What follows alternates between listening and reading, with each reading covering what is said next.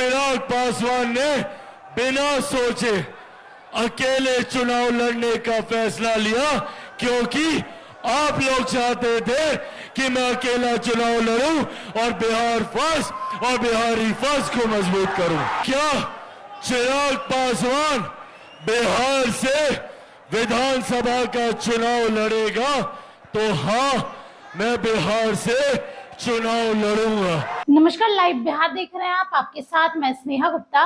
लोक जनशक्ति पार्टी रामविलास के राष्ट्रीय अध्यक्ष और केंद्रीय मंत्री चिराग पासवान आज शहबाद के इलाके में जिस तरीके से चुनावी शंखनाद की शुरुआत कर दी उन्होंने बता दिया है कि बिहार विधानसभा चुनाव में चिराग पासवान कितने बड़े फैक्टर होंगे और साथ में उनके भाषण में ऐसी कौन कौन सी बातें थी जिस पर नजर डालना जरूरी है। सबसे पहले अगर हम बात करें तो उन्होंने एक एक कर लालू यादव के राज की, यानी कि जंगल राज की पोल खोली।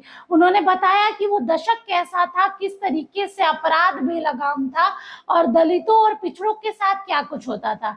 उसके बाद वो जब आगे बढ़ते हैं तो बताते हैं कि किस तरीके से उनके चाचा ने उनको घर से बाहर निकाल दिया था और साथ में परिवार टूट गया, पार्टी टूट गई, उनको तोड़ने के लिए बड़े बड़े लोग लग गए। लेकिन फिर भी चिराग पासवान ने हिम्मत नहीं हारी और फिर से 2024 के लोकसभा चुनाव में 100% स्ट्राइक रेट के साथ लोक जनशक्ति पार्टी रामविलास के पास 5 सांसद है। इसके साथ ही उन्होंने एक और चर्चा की। उन्होंने चर्चा की है कि वो बिहार वासियों को कितना मानते हैं।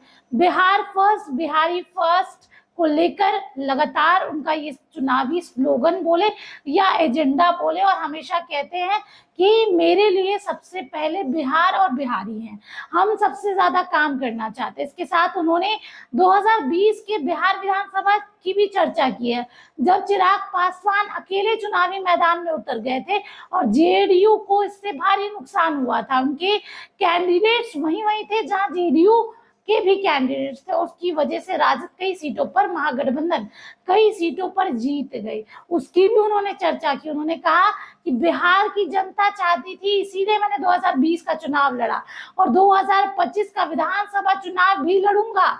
आज मैं इसका ऐलान कर रहा हूं और बिहार की जनता मुझे जहां बोलेगी मैं वहां से चुनाव लड़ूंगा। मैंने सब कुछ आप पर छोड़ दिया। इसके साथ उन्होंने बताया है कि अगर बिहार में इस बार बिहार विधानसभा चुनाव में वो बेहतरीन प्रदर्शन करते हैं तो बिहार वासियों के लिए क्या कुछ लाभ होगा। उन्होंने कहा है कि मैं यहाँ कारखाने लगाऊंगा, यहाँ का पलायन रोकूंगा और यहाँ पर लोगों को रोजगार दूंगा। जो जो समस्या है बिहारियों की, वो सारी समस्याओं को दूर करूंगा। आपको बता दें कि चिराग पासवान की अगर हम बात करें तो बिहार की राजनीति में काफी सक्रिय हैं और लगातार उनकी चर्चा हो रही है। भावी मुख्यमंत्री के तौर पर उनको देखा जा रहा है। लेकिन जिस तरीके से वो ये सारी बिंदुओं की चर्चा अपने भाषण में कर रहे हैं, इससे साफ पता चल रहा है कि वो अपना फैक्टर, यानी कि चिराग फैक्टर किस तरीके से लोगों के बीच और राजनीतिक पार्टियों के बीच रख रहे हैं। एनडीए को बता रहे हैं कि कम सीटों से काम नहीं चलेगा, इस बार चिराग पासवान को सम्मानजनक सीटें चाहिए और उनके कार्यकर्ता भी उनके साथ है। तो काफी ज्यादा भीड़ थी, आप तस्वीरों के माध्यम से भी देख सकते हैं कितनी ज्यादा भीड़ थी। और चिराग पासवान ने सीधे तौर पे जंगल राज से लेके अभी तक के दौर की पूरी खुलेआम चर्चा कर दी। एक तरफ लालू यादव की पोल खोल रहे तो दूसरी तरफ अपने चाचा यानी कि पशुपति पारस की पोल खोलते हुए नजर आ रहे हैं और तीसरी तरफ वो चिराग फैक्टर कितना जरूरी है बिहार की राजनीति में उसके बारे में भी बता रहे हैं। सीधे तौर पे आपको ये भी जानकारी दे दे कि कारखाने खुलेंगे, रोजगार मिलेगा, अच्छे अच्छे शिक्षक यहाँ पर होंगे, एजुकेशन की कमी नहीं होगी बिहार में। बिहार को देश का सबसे नंबर 1 राज्य बनाना चाहते चिराग पासवान।